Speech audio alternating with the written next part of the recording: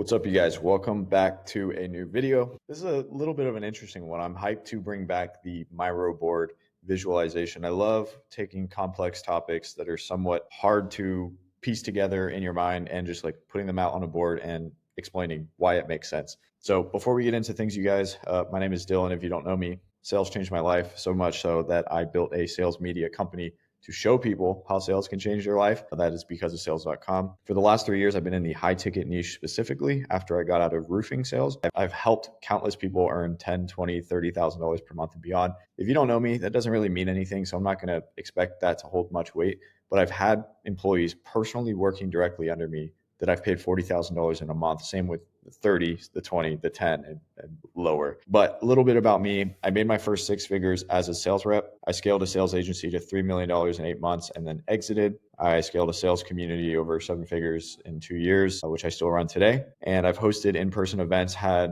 130 people fly from all over the world, a ticketed paid event to come to me and my event. I've worked pretty hard to maintain a decent reputation in the space. And today, I want to break down a really valuable topic, which is basically how you can land a job that you're not qualified for. I've done recruiting. I've worked with recruiters. I still work with sales reps who work with recruiters. Like, I'm very in tune with what works and what gets people hired right now. One general rule of thumb that I'd like to set before we get into this: sales training does not get you hired. Doing things that get you hired gets you hired. A lot of people will tell you sales training gets you hired. Anyways, let's get into this. So let me preface this by saying every single person, not most people, every single person who is now in a high paying sales job was at one point in time not in a sales job at all. So not having experience, not having any sales experience is not an excuse. And in order for any of this to make any sense, 3 things need to be understood as true. Here's the first thing. The first thing is, this is how sales hires are made and kind of how they're graded. The odds are not even, and you can use this to your advantage. You're graded on paper, how you look, how you seem, or you're graded based on your personality. We'll get into this some more, but the odds are not even. The paper applicant is starting a little bit further behind than the person who is graded on their personality, let's say. So that's the first thing. You just assume that is true. From my knowledge, that is true. That is how we've made hiring decisions. That is how people get hired. Or here's a little example of what I mean. So if you are closer to being graded based on your personality or your person, you're being graded on things, many things, but things like energy, personality, referrals, word of mouth, work ethic, determination, things that aren't necessarily dependent on you having sales experience or being a salesperson. They're like character traits. If they don't know you and you are being graded more on that scale of like paper, no face to the name, literally words on a paper, just like everybody else, you're being graded on the resume, the LinkedIn application questionnaire, video submissions, an area where you can also get a leg up, but it's much more crowded. Thing number 3, as you get through the hiring process, the criteria on which you're graded on shifts closer to you being graded based on the person that you are and not who you are on paper. So this is why starting closer to being graded as a person is a huge leg up. You're closer to the finish line. Here's an example of how that moves over time. If you are an on-paper applicant and you are solely being judged by what is on a piece of paper, over time, it will shift into like, who are you as a person? What is your character like? Are you someone that we want on the team? So you assume this to be true. So again, there's 2 ways to get hired here. You can be a solely paper applicant, just like everybody else. You are graded by words on a paper and words on your LinkedIn profile, or you can be graded on the type of person that you are. We're going to talk about being graded on the type of person that you are first, and why this is easier, how you can manufacture this, and how it increases your odds at being successful. Then we're going to talk about the hard one after. So the easy way here is the person side of things, right? Being graded as a person through network, referrals. You want to optimize for this. And the way that you're going to do this is by meeting as many relevant people as you possibly can over time. This gives you exposure to opportunities that you wouldn't have otherwise known about or had extended to you. Caveat here, this does not get you hired tomorrow, but by connecting with people at current or past jobs, going to events, meeting friends that do similar things, joining networks or communities, doing outbound to people that you want to meet and scaling that, and connecting with people over other interests like at the gym and who knows where, you can start to build this like network effect that really serves you. Now, this is what that's going to look like in practice, right? If we're looking at a job and there's applicants, There's going to be people that are solely being graded on what they've done on paper. There's going to be other people that are graded on who they know, how they were introed, how much they trust the person that introed, and that kind of stuff. If we know that hiring decisions lean a little bit more towards personality and you are starting more towards the personality side of things, it is safe to say that you have a head start if you are approaching it from that angle. Now, what does that actually look like? Hiring manager, sales manager, let's call it. Here's the paper applicants. Notice how there's more of them. And then there's the person applicant. The person applicant is actually coming from someone that this manager already likes. Maybe it's someone they've worked with, someone they currently work with. This is someone that they hold in high regard. And naturally, you're going to get some of that downstream high regard, if you will, without even doing anything. Because someone they like vouched for you, introduced you, recommended you, you're already starting ahead of anybody else that is just another applicant with no connection to the manager. So you can see how these numbers are kind of made up. If this person is liked by the hiring manager 90%, some of that 90% will rub off onto you. However, if these applicants are not introduced by anyone and they're just one in a sea of many, like there's really no consideration. I mean, there's consideration, but there's no like high regard, if you will. So not only are there less people in the already higher regarded category of being judged on the person you are, but you are simultaneously borrowing credibility from someone they have previously formed a positive opinion on. It is important that it is a positive opinion. And again, there's no way around the fact that you are starting with a head start.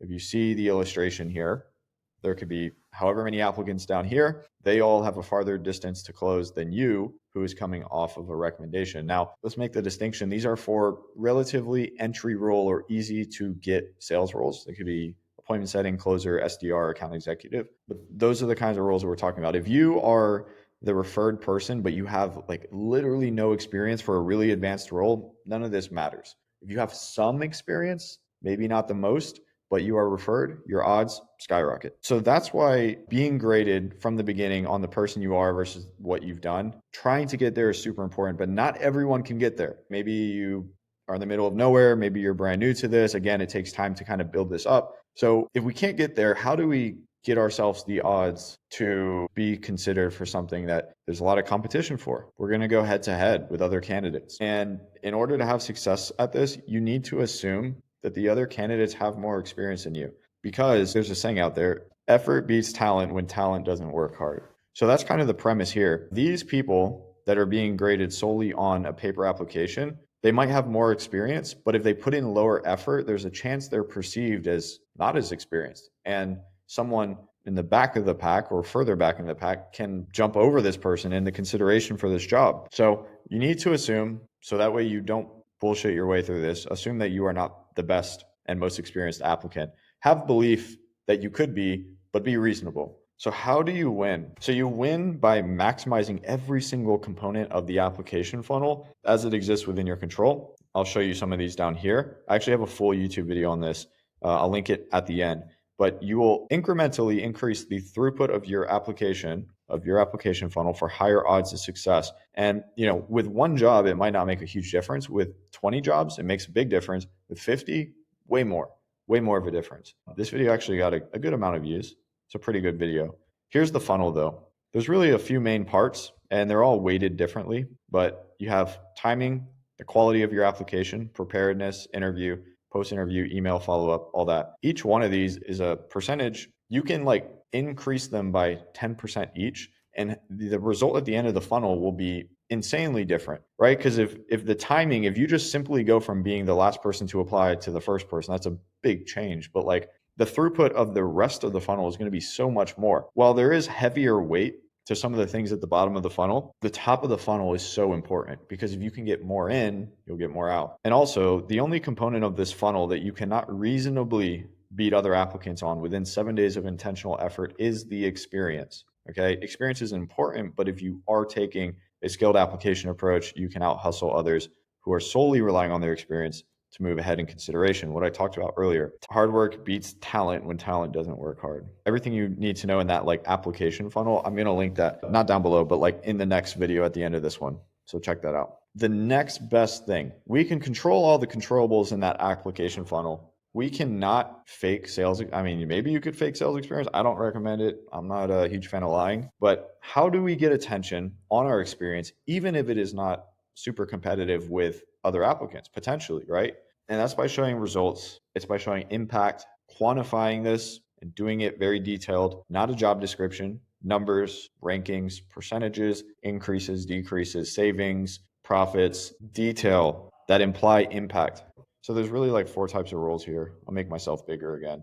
There's a not non-customer facing role, means you are not doing sales and you don't even talk to customers. That could be a construction job. We have some examples down below. That could be like I'm a plumber that just goes under people's houses and fixes stuff. I don't ever see people. Then there's customer facing. This could be like grocery store, retail. A lot of people will do this kind of stuff and think they don't have sales experience. Then there could be some sales experience, like you have a little bit, but not that much. Like, oh, I did a summer of door-to-door solar, but I don't really know how that applies. And then there's like actual sales experience. You've been doing it for years. It's pretty much the same stuff, just more of it. Here's some examples. I'm not going to read all of these, but general rule of thumb, if it can't be spun as sales experience, it can be spun as you making an impact, assuming you weren't just absolute dog shit at your job. If you were, this might be harder. So like if you are literally just a construction laborer, pause this and look at these questions. And if you can answer these and structure your resume to show and structure your introduction videos and how you discuss this on an interview and in messaging, you will have much, much, much higher odds. Same with cashier at the grocery store. One thing that you need to take note of is context. Numbers from another industry mean absolutely nothing without context. And I always tell people the best way to make sure that the experience that you have is perceived well is by providing context, as if you're trying to explain this to your 11-year-old nephew who knows nothing about what you do. Think about, okay, if I'm going to talk to my nephew and I want my nephew to think I'm badass, how do I explain this to let him know that I'm badass? Example, this is an easy one, but let's say I'm in real estate, I'm selling houses and I want to get into high ticket sales. If I'm talking to the recruiter in high ticket sales who has never sold houses before, me saying I sold $5 million in houses in my first year doesn't really mean anything. Like the number 5 million sounds good. Of course it does. But you pair that with sold 5 million in houses, landing me as the top rep out of 10 in a tier 1 city in my first year. That means something, because like, while I may not understand exactly what 5 million means, I don't know if that's why you were the best or if that's why you got fired and that now you're looking for a job. I can understand what the top out of 10 reps means. Okay. That's universal language. Also, quota attainment is another one of those. So rankings on a team, quota attainment, comparing yourself to what is expected or what is normal. That's for sales experience. If it's not sales experience, we just need to show how we made an impact compared to other people who were doing the job or what was expected of us. This construction project manager, how increased production led to referrals and new business. Like how many jobs did you as a project manager have referred to this company because you did your job so well? And how does that compare to other people? Because it's probably zero, right? So like just getting creative in the way that you compare what you did to other people or what was expected and how that benefited the company, whether it's, sales is the low hanging fruit because you can say numbers, rankings, quota, percentages. But if it's not sales, like it can be savings, efficiency, training, team, like promotions, like there's other ways to show that you are good at what you were doing. Above all, people want a good employee, not just a good sales rep. Moving on. So anyways, like all this resume stuff in the community that I run, we actually have a custom GPT you get access to. You would just put in your experience, like new build construction project manager, copy and paste what you have in there, which is bad because there's no numbers. And it'll go through back and forth with you to like get quantified results and spit it back in a format that is good for high ticket sales. It'll kind of make your resume go from something like this, which is not that good, into something like this, which is really dense, professional looking, and results driven. So if we again are just competing on paper and you're optimizing everything in that funnel and you're positioning your past experience in a way where it shows you're actually a good employee and potentially a good salesperson, you're moving from back of the pack to front of the pack without really changing much, but giving a little bit of effort. But in doing that, you're getting closer to the goal. Like the distance is shorter. I want you guys to see like these scenarios. There's 4 of them here. There's the one where you are just another paper applicant who didn't really take the time, doesn't really care too much, just tossed it out there. Good luck. There's the one where you put in that effort, but you're still just a paper applicant. You dress it up, you make it look good. You're still a paper applicant. There could be referrals, there could be people over here we don't know. As far as we know on the other applicants, you're looking good. It's always a shot in the dark though. Then there's the straight referral applicant, assuming you have some relevant experience. Like this person is going to start ahead of you. It doesn't matter who you are down here. And then there is the person who optimizes them all. That is the person who has the most direct path to being hired into the role that you want. If it's not you, it's somebody else. So this is the person that knows people, has exposure to these opportunities before most people, has an in with these opportunities, and has everything optimized. They have the resume optimized. They are putting in full effort. Experience aside, they are putting their best foot forward in becoming the best applicant or in being the best applicant they possibly can. This is where you want to be. And so much of this is within your control. Some of it you can do quickly, some of it you have to do over time. If you pair that with all this stuff, high volume of opportunity before others have a chance to apply, a thorough vetting process on those opportunities, powerful intro, Loom video frameworks, examples and feedbacks, and resume writing tool, resume templates, resume review, frameworks for applications, how to stand out, help researching companies and the decision makers before your interviews, referrals to current or former members of that team that might know about the opportunity or can tell you something that other people don't know to give you a leg up, interview prep through calls, positioning of your past experience, assistance crafting effective post-interview follow-up sequences, and just knowing when to follow up with people. Pretty much just like optimizing this job seeking funnel. If you can do that and you just have more high quality opportunities to apply to, it's hard to lose. I want to show you this right here. So we started sending trophies out to community members, and this one just touched down to one of our boys in Canada, was in insurance sales, came into high ticket, early 20s, been traveling the world, just got back to Canada, $30,000 a month this time last year, was not even in the space. This is what happens when you put all the things together and become this guy right here. When you have access to this many jobs, see dates here, 6-1, 6-1, 6-2, 6-2, 6-3, with all these earnings, all different niches. I can link this sheet down below. You can see all the jobs that we post. You get results like this. Now, none of these are super, super crazy results, but these are just like kind of everyday results. Franklin had his first $1,000 day. Paul landed his first job with the base pay, allows him to quit his day job. Williams and Austin Homie just landed 2 offers within a week of joining, 5 to 8K on target earnings. Aaron had a 10K month, second time this year. Shout out Serial Sales. These are pretty standard.